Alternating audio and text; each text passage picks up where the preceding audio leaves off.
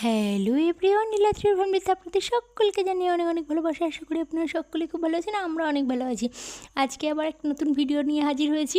এখানে দেখুন মায়ের মুখটা দেখুন, এত সুন্দর এত সুন্দর কি বলবো। আমাদের পাড়াতেই আছে তারা মায়ের মন্দির, খুবই সুন্দর, মানে মন্দিরটাও যেমন সুন্দর আর ওদের বাড়িটাও অনেক সুন্দর। আর এখানে দেখুন সোনা একটু খেলতে এসেছিলো ওদের বাড়িতে, ওদের বাচ্চারা আছে অনেকগুলো, ওখানে খেলতে এসেছিলো সবাই মিলে।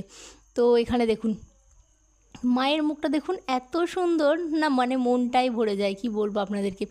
আর এখান থেকে তো সোনা যেতেই চাইছিল না, সোনার একটু আরও খেলার ইচ্ছা হচ্ছিল, কিন্তু আমার একটু বাড়িতে কাজ পড়ে যাওয়াতে আমি বললাম না। ওর বাবা একটু ফোন করছিল, বললো যে চলে আসতে, আর তার মধ্যে আমার একটু ক্লায়েন্ট চলে এসেছিলো, ওই কারণে আমিও চলে আসলাম।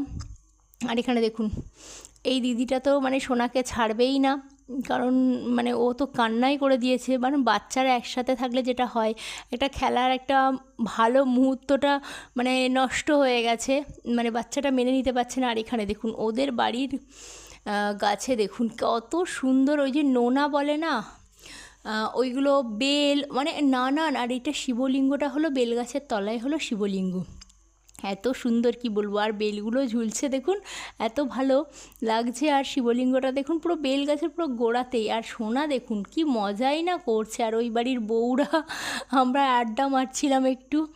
তো এবার দেখুন ওদের বাড়ির গাছগুলো দেখুন কি সুন্দর, মানে অনেক গাছ, অনেকটা বড় এরিয়া নিয়ে ওদের বাড়িটা, তো ওই জন্য অনেক গাছপালা। এখানে নোনা গাছ বলে না, আতা নোনা এরকম, ওইটা নোনা গাছ বলে। তো আমি তো নোনা বলেই জানি, এবার আপনারা কমেন্ট করে বলবেন কি বলে ওটাকে। তো কত হয়ে আছে, মানে অনেক নোনা হয়ে আছে।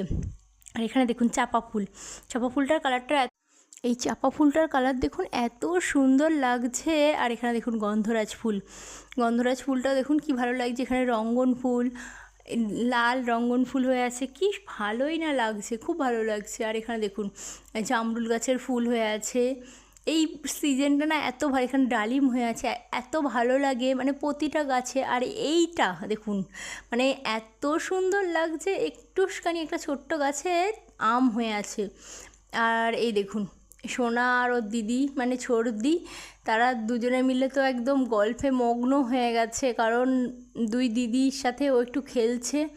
মানে ও তো আসার সময় পায় না, বিকালবেলা টাইমটা ও ঘুমায়, ওই জন্য আমিও আর আনতে পারি না। এবার যেদিন যেদিন ঘুম থেকে উঠে পড়ে আমিও নিয়ে তখন চলে আসি। আর এখানে দেখুন সোনার কাকাই সবাই মিলে এত মজা করে, মানে মজা পাচ্ছিল কি বলবো আপনাদেরকে।